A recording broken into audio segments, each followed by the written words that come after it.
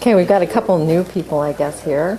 You guys, I understand, are from Westminster, is that correct? No, they're from BYU. BYU, oh, okay. I'm from BYU, he's from UVSC. Yeah. Oh, okay. From where? UVSC, What's that? University of... Utah Valley State College. Oh, Utah Valley State. Oh, that's down in Provo. Yeah. Right. Yeah, you guys are in the journalism department? Well, I'm in the journalism department. He's... I'm a philosophy religious studies major. Oh, are you? Oh, great. How did you hear about Summon? Well, I heard about it from reading an article. On the Ten Commandments thing. Yeah. Yeah. And you work for the... I can't remember the name of it. It's the Daily Universe. Yeah, the Daily Universe. And BYU covers all the issues and stuff that are going on usually. I went to BYU. Oh, really? Yeah, from 19... What Can't year? remember that far back. Can't 32. No, 1960... Let me see. 1965 through 1969. Yeah. Wow. I had no idea. That's a long time ago. That's before my time. That's before you were born. Hasn't changed much. Just saying. I mean, same down there. I go down there every once in a while. Still the same. I mean, they built a couple of new buildings and a new stadium and stuff like that. Still the same atmosphere, huh? Same atmosphere. Everything's still the same. Except you can't blow any explosives up down there like we used to do in the old days. I mean, it's because they got a lot more. The whole world has changed, you know, and so you can't do anything anywhere anymore. You can't even do it at the University of Utah, let alone at BYU anymore. True. Ron went to the U, had a track scholarship at the U. I went to the BYU after Orange Coast and then to the U. And I used to go to the meal line and eat on his ticket because he had a scholarship, free food. Great, huh? We used to eat a lot too, huh? Yeah, we did. Boy, you could go 3 or 4 times through. Maybe we better get started. Trolls online and Dark is online. Oh, great. We ring the bell first before we Yeah. start.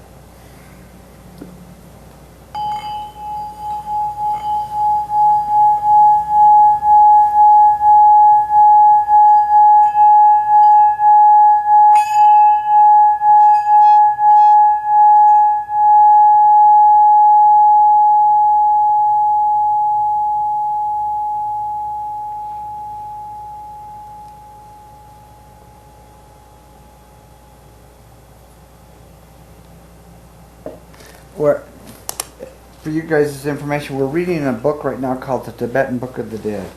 And I don't know if you ever heard of it before. Have you ever heard of the Egyptian Book of the Dead?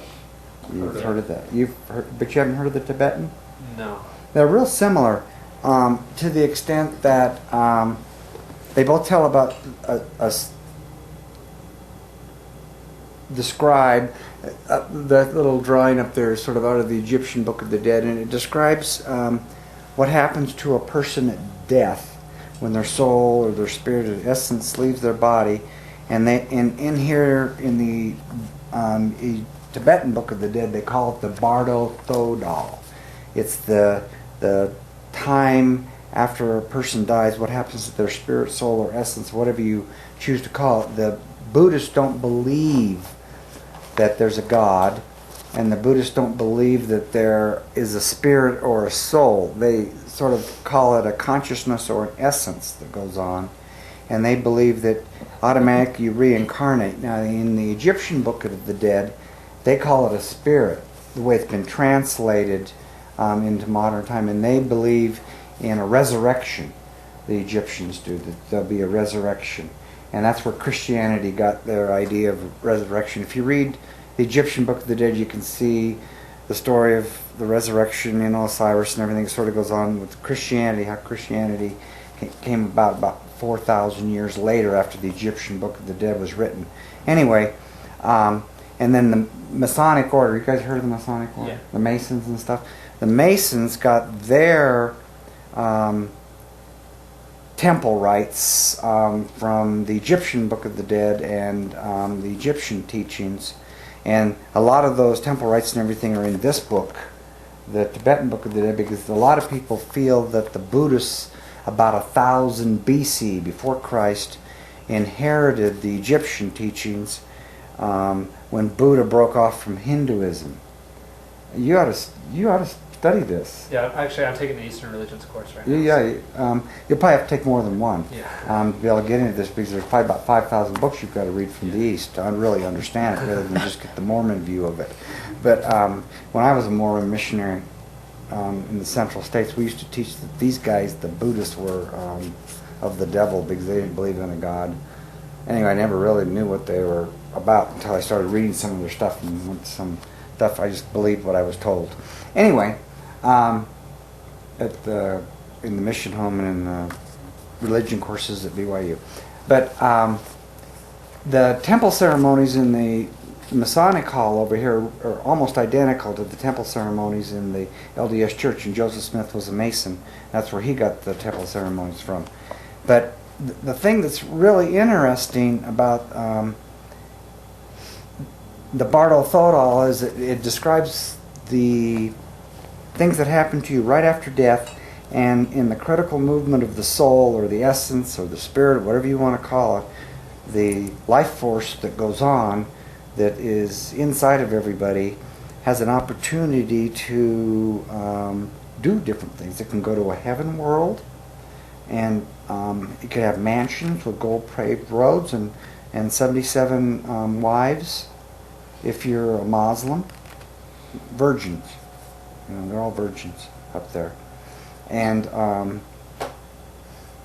because Muslims don't like non-virgins. Well, because then they don't know. Virgins don't realize that the guy is ballet.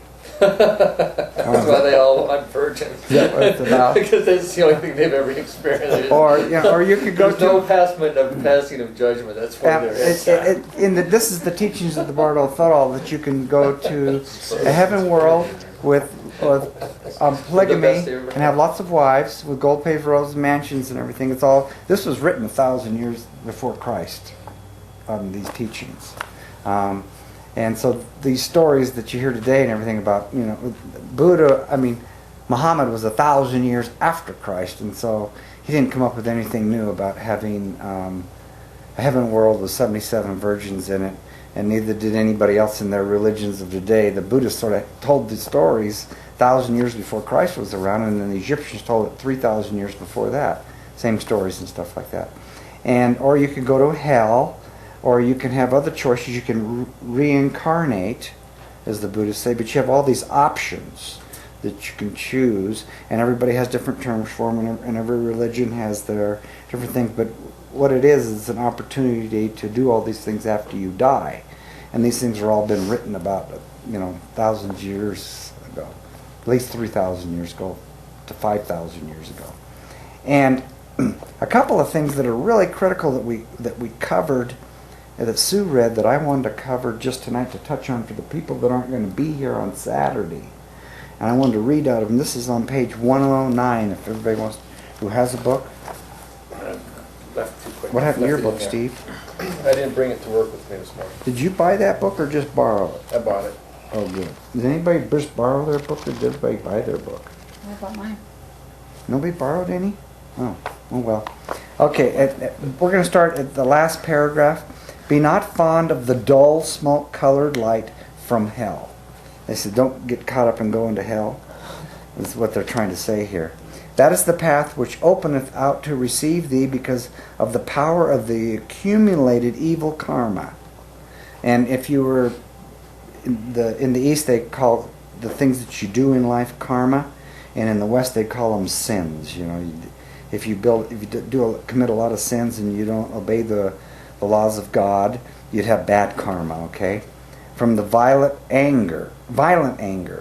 If thou be attracted by it, thou wilt fall into the hell worlds, and falling therein, thou wilt have to endure the unbearable misery, whence there is no certain time of getting out.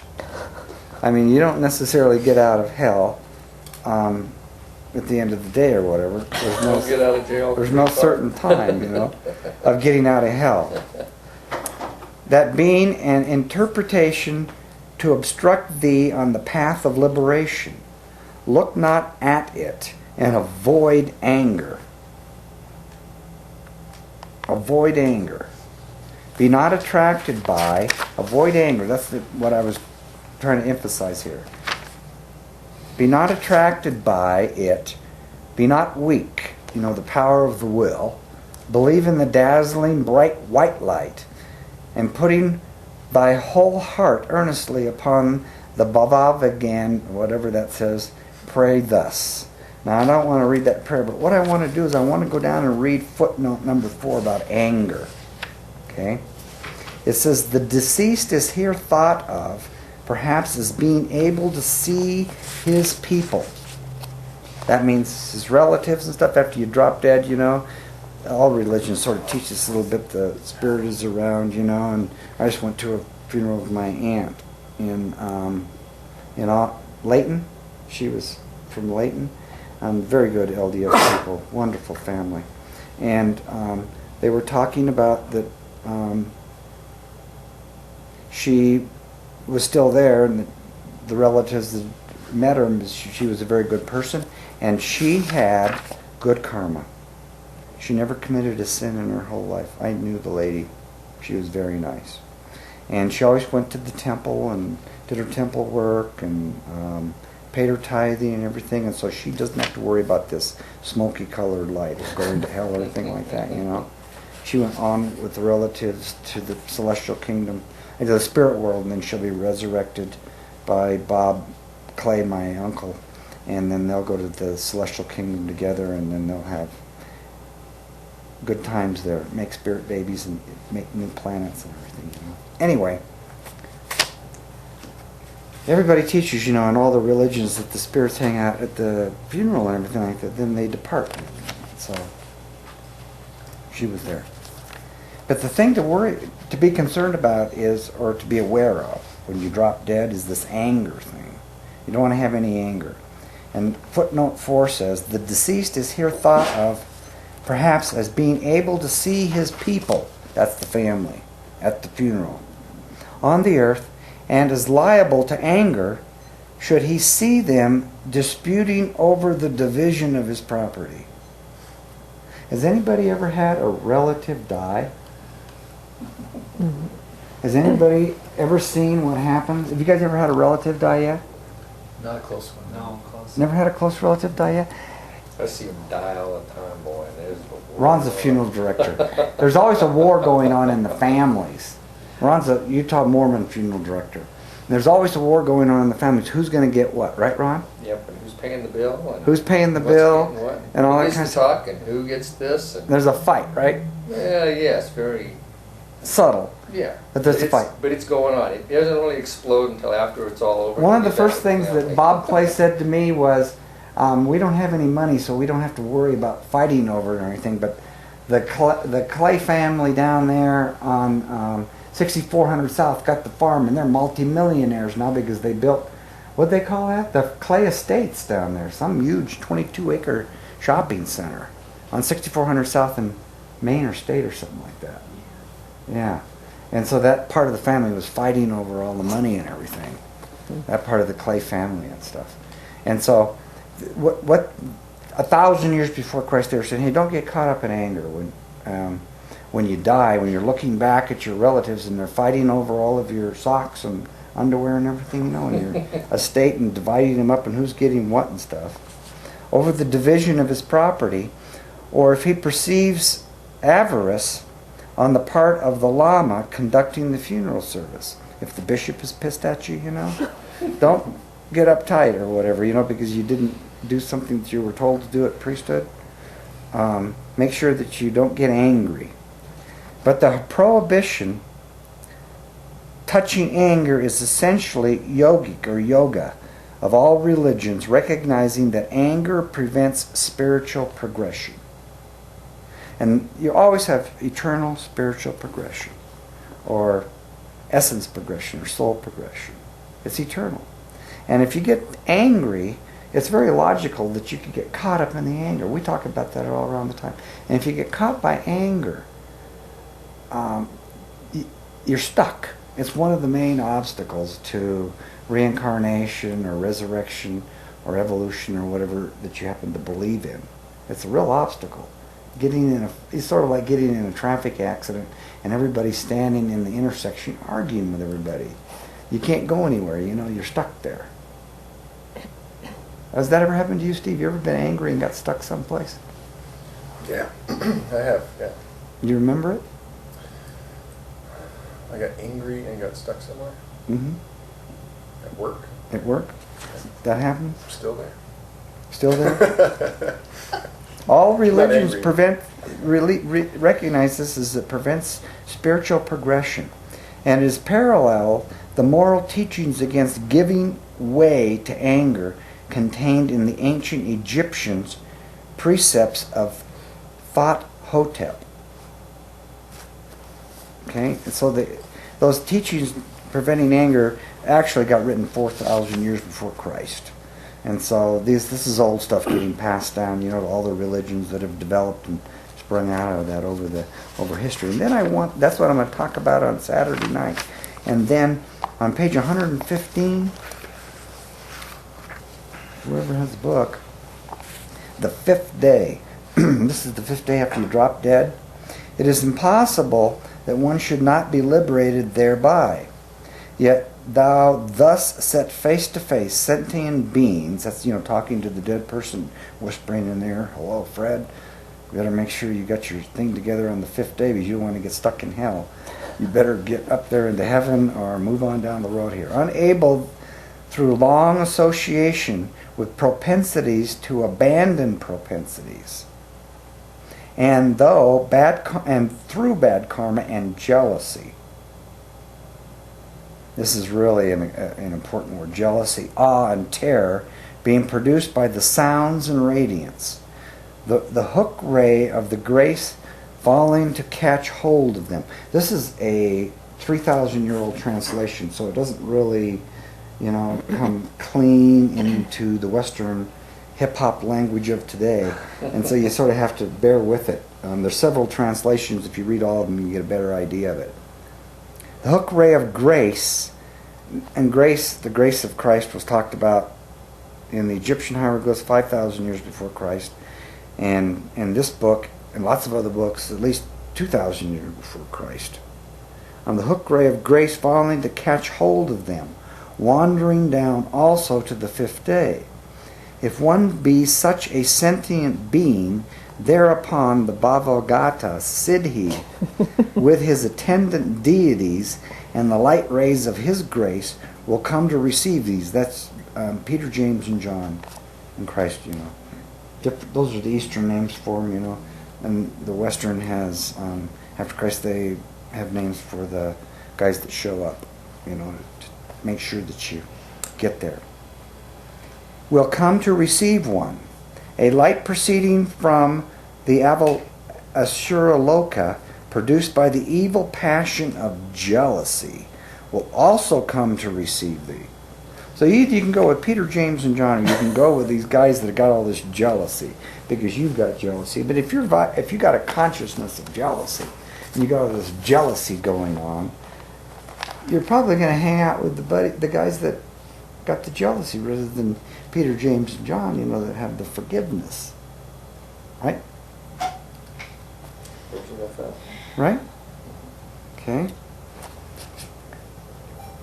Sitting face to face at this time is calling the deceased by name. Hello, Ron. Don't have any jealousy. O nobly born Ron, listen undistractedly. On the fifth day, the green light of the primal form of the element air will shine upon thee.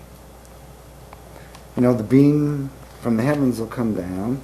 Peter, James, and John will be there in the light and say, come to the celestial kingdom, or come to the terrestrial kingdom, whatever you deserve, depending upon what kind of sins you've done or what your karma is like. Depends on what words you want to use. Depends on the religion you belong to, which words you use. At that time, from the green northern realm of the successful performance of the best action, the Bhavagan, Buddha, green in color, bearing a cross. Isn't that interesting? They're talking about carrying crosses 1,000 years before Christ. Amazing.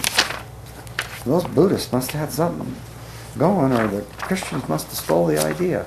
In his hand, seated upon the sky, traversing the harpy throne, embraced in the Divine Mother and the faithful Dolma, will shine upon thee with his attendants.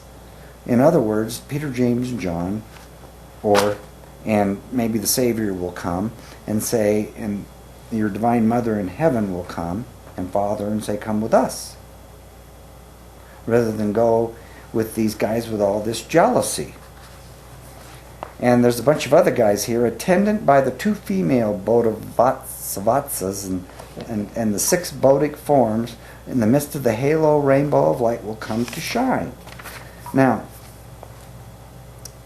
one thing you want to do is make sure that during your life you clean your karma up, or go into your bishop and confess your sins, and make sure that you're a good person, pay your tithing, do your temple work, and you'll not have any problems, and get rid of jealousy.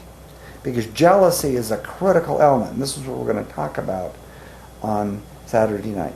Okay? For those who aren't going to be here, who don't attend the Saturday classes.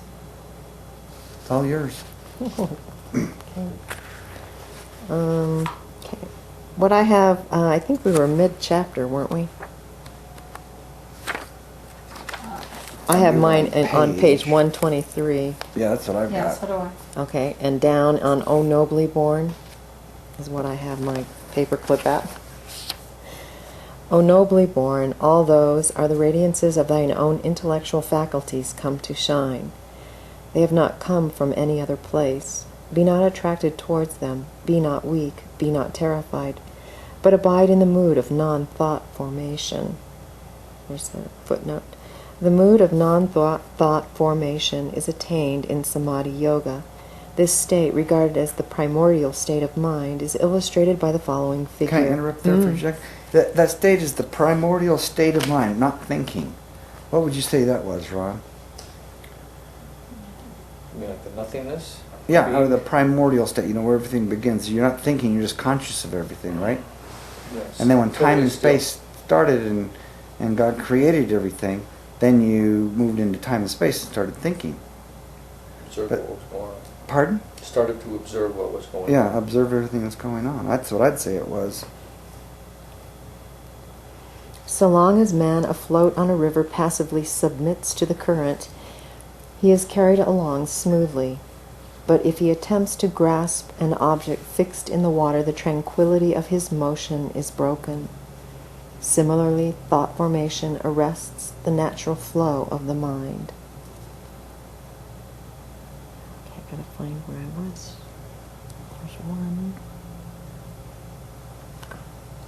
In that state, all the forms and radiances will merge into thyself, and Buddhahood will be obtained.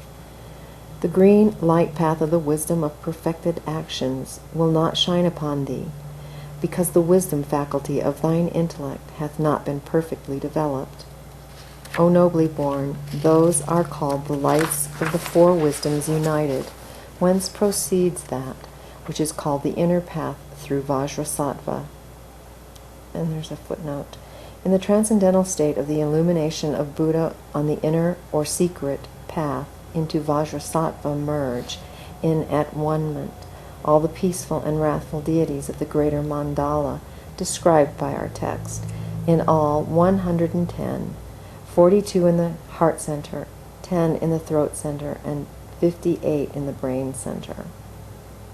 At that time thou must remember the teachings of the setting face to face, which thou hast had from thy guru. If thou hast remembered the purport of the settings face to face, thou wilt have recognized all these lights which have shone upon thee as being the reflection of thine own inner light, and having recognized them as intimate friends, thou wilt have believed in them and have understood them at the meeting, and as a son understandeth his mother. And believing in the unchanging nature of the pure and holy truth, thou wilt have had produced in thee the tranquil flowing samadhi. And having merged into the body of the perfectly evolved intellect, thou wilt have obtained Buddhahood in the Sambhogakaya, whence there is no return. O nobly born, along with the radiances of wisdom, the impure illusory lights of the 6 lokas will also come to shine. If it be asked, what are they? They are a dull white light from the devas, a dull green light from the asuras, a dull yellow light from human beings, a dull blue light from the brutes, a dull reddish light from the pretas, and a dull smoke-colored light from hell. There's a footnote here. There are irreconcilable differences between the colors assigned in these light paths in the block print and in our manuscript. Geez, do we need to read that? I don't know. The block print gives them as follows: white from the devas, red from the asuras, blue from human beings, green from the brutes, yellow from the pretas, smoke-colored from hell. According to the translator, the colors should correspond to the color of the Buddha of each loka, thus: Deva white, Asura green, human yellow, brute blue, preta red, hell smoke-colored or black. There's no discrepancy on that, is there? They all know that the smoke-colored light is hell. Now, That's interesting. To give this a little clarity, the Buddhists divide the afterlife up into approximately 6 divisions, and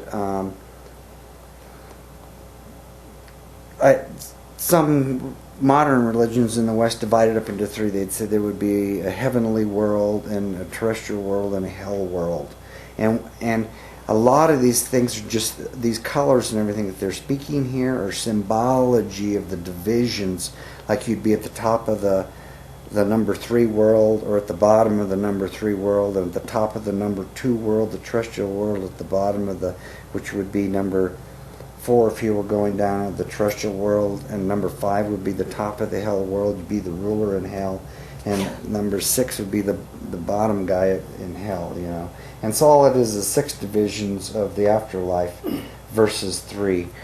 The Western people, but they use a lot of symbology and talk about it in colors and everything. But if you wanted to make it real simple, you'd say there's 6 levels that you could land on after you die, and if you could still correspond to the Western thought that there could be 3 levels you could land in. So they just divided those 3 up into 2 divisions, each one of them a top and a bottom of each. Make it a little simpler. Then they add a lot of words to it and colors and names and stuff that makes sense to people in the East, but not much sense to people in the West. Therefore, the block print is wrong in all save the first and last, and the manuscript is wrong in assigning dull blue to the human and black to smoke-colored to the animal world. I'm not going to read the rest. It's just about folios and stuff.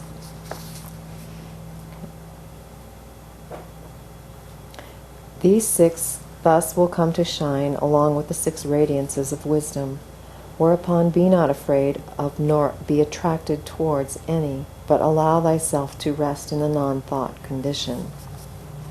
If thou art frightened by the pure radiances of wisdom and attracted by the impure lights of the 6 lokas, then thou wilt assume a body in any of the 6 lokas and suffer samsaric miseries.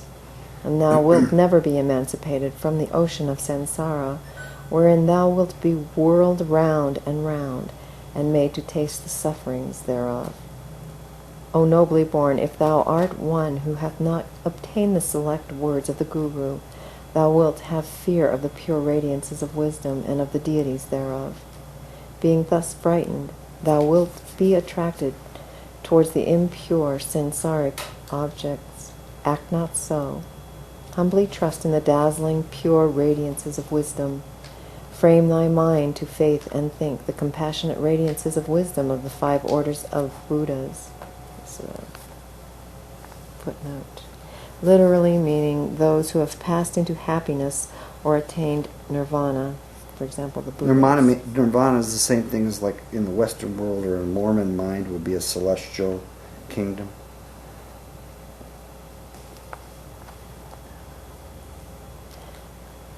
Have come to take hold of me out of compassion. I'll read that again. The compassionate radiances of wisdom of the 5 orders of Buddhas have come to take hold of me out of compassion. I take refuge in them, not yielding to attraction towards the illusory lights of the 6 lokas, but devoting thy whole mind one pointedly towards the divine fathers and mothers, the Buddhas of the the 5 orders, pray thus. Alas, when wandering in the samsara through the power of the 5 virulent poisons, and it's footnote, the 5 virulent poisons which, like drugs, enslave and bind mankind to the sufferings of existence within the confines of the 6 lokas are lust, hatred, stupidity, pride or egoism, and jealousy. There it is again. Yeah. What were those things? Read those again. Lust, hatred, stupidity, pride or egoism, and jealousy. Those are the things that they say that you should have or not have. Not have. They They bind bind man. you to what? Sufferings. Like drugs, right? Yeah. Look, when do we start not being stupid? Anytime you'd like. I don't know the answer to that. It's very difficult for most people because they don't have enough information. And then when they're given the information, they don't want to hear it because they already believe they know all the truth. You know? It's impossible to tell them or let them find out because they're stuck. Like it says here, they're stuck in the poisons like drugs. They're enslaved and bound to humankind's sufferings of existence in the 6 lokas because they have pride and egoism because they believe they got it. Anyway. On the bright radiance path of the 4 wisdoms united, may I be led by the 5 victorious conquerors. May the 5 orders of divine mothers be my rear guard. May I be rescued from the impure light paths of the 6 lokas, and being saved from the ambuscades of the dread bardo, may I be placed within the 5 pure divine realms. By thus praying, one recognizeth one's own inner light. And there's a footnote. The bardo state is the after-death dream state following the waking or living on earth state, as explained in our introduction. And the whole aim of the Bardo Thodol teaching is to awaken the dreamer to reality, to a supramundane state of consciousness, to an annihilation of all bonds of samsaric existence, to perfect enlightenment, Buddhahood. And merging oneself therein, in at one-ment, Buddhahood is attained. Through humble faith, the ordinary devotee cometh to know himself and obtaineth liberation. Even the most lowly, by the power of the pure prayer, can close the doors of the 6 lokas, and in understanding the real meaning of the 4 wisdoms united, obtain Buddhahood by the hollow pathway through Vajrasattva. Footnote. Vajrasattva, as a symbolic deity, the reflex of Akshobhya, is visualized in Tibetan occult rituals as being internally vacuous. As such, he represents the void, concerning which there are many treatises with elaborate commentaries, essentially esoteric. Through Vajrasattva there lies a certain pathway to liberation, he being the embodiment of all the 110 deities constituting the mandala of the peaceful and wrathful ones.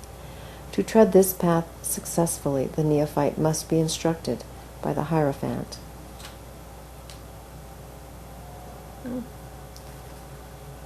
Portal? Is that what he was kind of? Thus, by being set face to face in that detailed manner, those who are destined to be liberated will come to recognize the truth. Thereby, many will attain liberation. There's another footnote. This truth is that there is no reality behind any of the phenomena of the Bardo plane, save the illusions stored up in one's own mind as accretions from samsaric experiences. Recognition of this automatically gives liberation. The worst of the worst, those of heavy evil karma, having not the least predilection for any religion, and some who have failed in their vows, through the power of karmic illusions, not recognizing, although set face to face with truth, will stray downwards. The seventh day. On the seventh day, the knowledge-holding deities from the holy paradise realms come to receive one. Simultaneously, the pathway to the brute world, produced by the obscuring passion, stupidity, also cometh to receive one. There's a footnote. As the gross physical atoms of a life-deserted human plane body gradually separate and go to their appropriate places, some as gases, some as fluids, some as solids, so on the after-death plane there comes about a gradual dispersion of the psychic or mental atoms of the bardo thought body, each propensity directed by karmic affinity, inevitably going to that environment most congenial to it. Hence, as our text suggests, the brute passion stupidity has a natural tendency to gravitate to the brute kingdom and become embodied therein as a disintegrated part of the mentality of the deceased. Setting face to face at that time is called the deceased, is calling the deceased by name. Thus, O nobly born, listen undistractedly. On the seventh day, the vari-colored radiance of the purified propensities will come to shine. Simultaneously, the knowledge-holding deities from the holy paradise realms will come to receive one.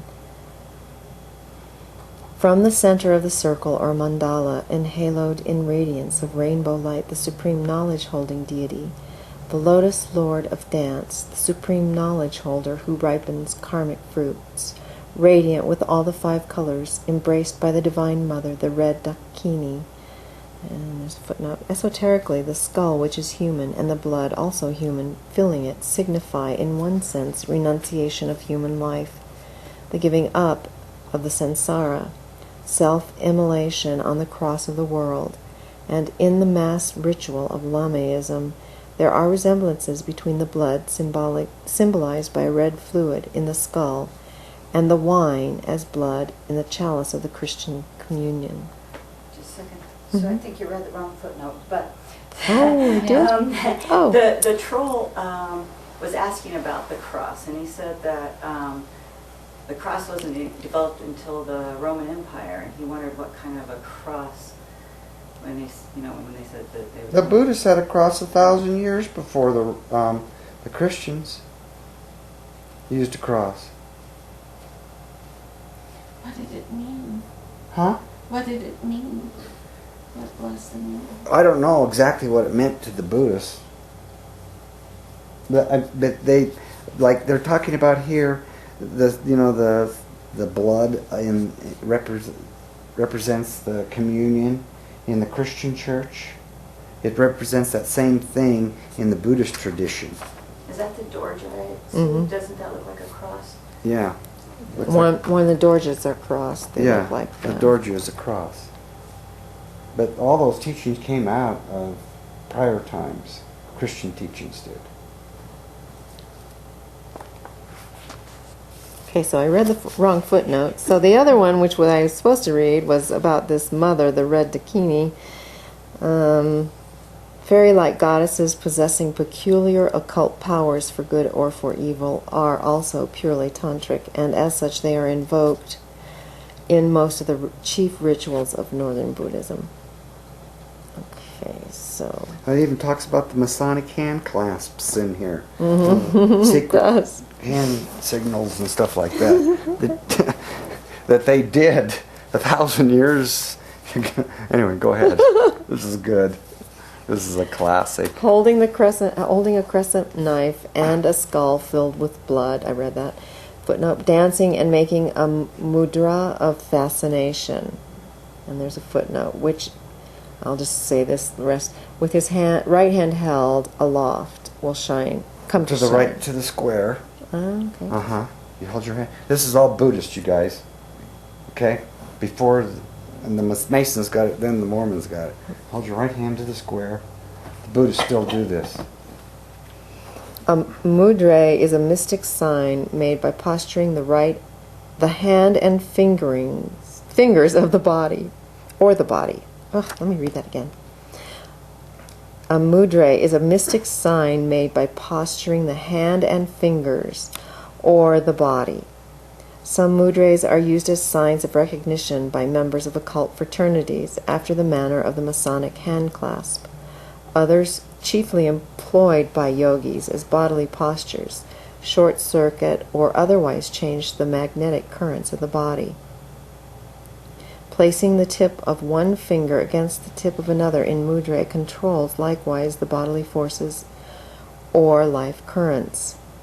The mudra of fascination is of this last sort, being made with the right hand by the second finger touching the thumb, the index finger and the little finger held upright, and the third finger folded in the palm of the hand. All the Buddhist monks in the temples do the similar hand clasp as the Masons, and the same in the LDS temple. But the Masons got it from the Egyptians, and so did the Buddhists originally, because they had them also 4,000 years before that. Well, it talks about that in the Pearl of Great Price. Well, yeah. Well, I mean, it says that Yeah. it was once in its fullness back in the Egyptian time. Right. Uh-huh. Okay, let's see. To the east of that circle, the deity called the earth-abiding knowledge holder, white of color with radiant smiling countenance, embraced by the white Dakini, the divine mother. He holding a crescent knife and a skull filled with blood, dancing and making the mudra of fascination with his right hand aloft. Now will come to shine. the Muslims got the crescent knife and everything from the Buddhists. That's where they got their crescent knife.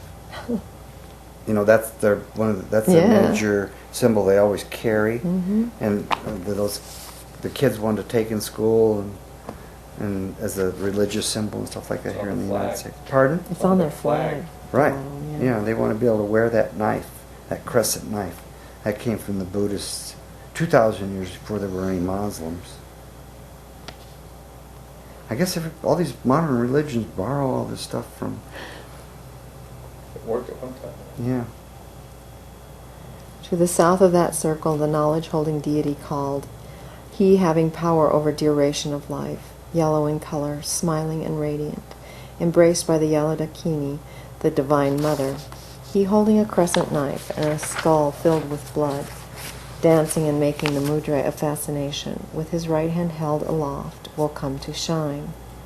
To the west of that circle, the deity called the knowledge-holding deity of the great symbol, red of color, smiling and radiant, embraced by the red Dakini, the divine mother, he holding a crescent knife and a skull filled with blood, dancing and making the mudra of fascination, with his right hand held aloft, will come to shine. To the north of that circle, the deity called the self-evolved knowledge holder, green of color, with a half-angry, half-smiling, radiant countenance, embraced by the green Dakini, the divine mother, he holding a crescent knife and a skull filled with blood, dancing and making the mudra of fascination, with his right hand held aloft, will come to shine. In the outer circle, round about these knowledge holders, innumerable bands of Dakinis of the 8 places of cremation, Dakinis of the 4 classes, Dakinis of the 3 abodes, of the 30 holy places, and of the 24 places of pilgrimage. And there's a footnote. Herein, the Dakinis are represented like various orders of fairy-like beings, some dwelling in one place, some in another. The 8 places of cremation are the 8 known to Hindu mythology. The 3 abodes are the heart center, the throat center, and the brain center, over which, esoterically speaking, certain Dakinis, as the personification of the psychic forces resident in each center, preside, just as other Dakini preside over the holy places and places of pilgrimage.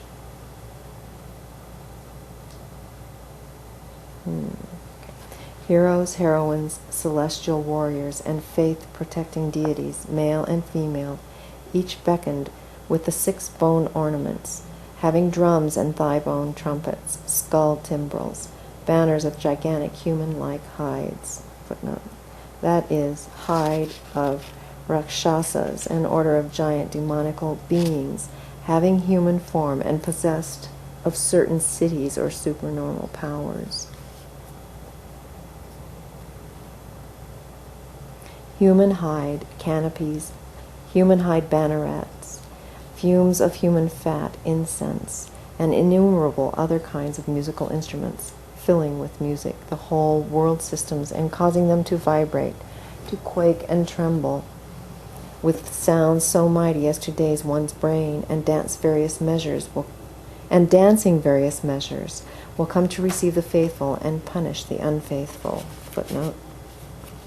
Tibetan lamas, in chanting their rituals, employ 7 or 8 sorts of musical instruments: big drums, cymbals, commonly of brass, conch shells, bells, like the handbells used in the Christian Mass service, timbrels, small clarionets, sounding like Highland bagpipes, big trumpets, and human thigh-bone trumpets.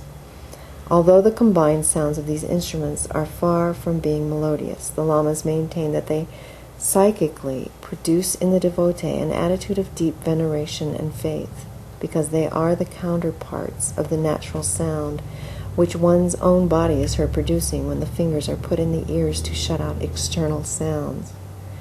Stopping the ears thus, there are heard a thudding sound, like that of a big drum being beaten, a clashing sound as of cymbals, a soughing sound as of a wind moving through the forest, as when a conch shell is blown, a ringing of the bells, a sharp tapping sound, as when a timbrel is used, a moaning sound like that of a clarionet, a bass moaning sound as if made with a big trumpet, and a shriller sound as of a thigh-bone trumpet. Not only is this interesting as a theory of Tibetan sacred music, but it gives the clue to the esoteric interpretation of the symbolical natural sounds of the truth, referred to in the second paragraph following and elsewhere in our text, which are said to be or to proceed from the intellectual faculties within the human reality. Where was I? Human 4. hide. Oh. It was over here. Yeah, okay, on the unfaithful. Okay. O nobly born, 5-colored radiances of the wisdom of the simultaneously born. Another footnote. That is the wisdom which is born simultaneously with the achievement of recognition. The simultaneously born wisdom, which are the purified propensities, vibrating and dazzling like colored threads, flashing, radiant and transparent, glorious and awe-inspiring, will issue from the hearts of the 5 chief knowledge-holding deities, and strike against thy heart so bright that the eye cannot bear to look upon them. At the same time, a dull blue light from the brute world will come to shine along with the radiances of wisdom. Then, through the influence of the illusions of thy propensities, thou wilt feel afraid of the radiances of the 5 colors, and, wishing to flee from it, thou wilt feel attracted towards the dull light from the brute world. Thereupon be not afraid of that brilliant radiance of 5 colors, not terrified, but know the wisdom to be thine own. Within those radiances the natural sound of the truth will reverberate like 1,000 thunders. The sound will come with a rolling reverberation, amidst which will be heard slay, slay, and awe-inspiring mantras. Fear not, flee not, be not terrified. Know them as these sounds to be of the intellectual faculties of thine own inner light. Be not attracted towards the dull blue light of the brute world. Be not weak. If thou art attracted, thou wilt fall into the brute world, wherein stupidity predominates, and suffer the illimitable miseries of slavery and dumbness and stupidness. And it will be a very long time ere thou canst get out. Be not attracted towards it. Put thy faith in the bright, dazzling 5-colored radiance. Direct thy mind one-pointedly towards the deities, the knowledge-holding conquerors. Think one-pointedly thus. These knowledge-holding deities, the heroes and the dakinis, have come from the holy paradise realms to receive me. I supplicate them all up to this day, although the 5 orders of the Buddhas of 3 times have all exerted the rays of their grace and compassion, yet have I not been rescued by them. Alas, for a being like me. May the knowledge-holding deities not let me go downwards further than this, but hold me with the hook of their compassion and lead me to the holy paradises. Thinking in that manner, one pointedly pray thus: O ye knowledge-holding deities, pray hearken unto me. Lead me on the path out of your great love. When I am wandering in the samsara because of intensified propensities, on the bright light path of the simultaneously born wisdom, may the bands of heroes, the knowledge holders, lead me. May the bands of the mothers, the dakinis, be my rear guard. May they save me from the fearful ambuscades of the bardo, and place me in the pure paradise realms. Praying thus, in deep faith and humility, there is no doubt that one will be born within the pure paradise realms. There's a footnote. The deceased, having by now fallen to lower and lower stages of the bardo, looks to the heaven worlds, which are worlds of embodiment within the samsara, rather than to nirvana, which is non-samsaric, as a place of refuge. Although theoretically nirvana is ever realizable from any stage of the bardo, practically, for the ordinary devotee, it is not, meritorious karma being inadequate. Hence the lama or reader officiating aims at making the best of the situation in which it is assumed the deceased inevitably finds himself.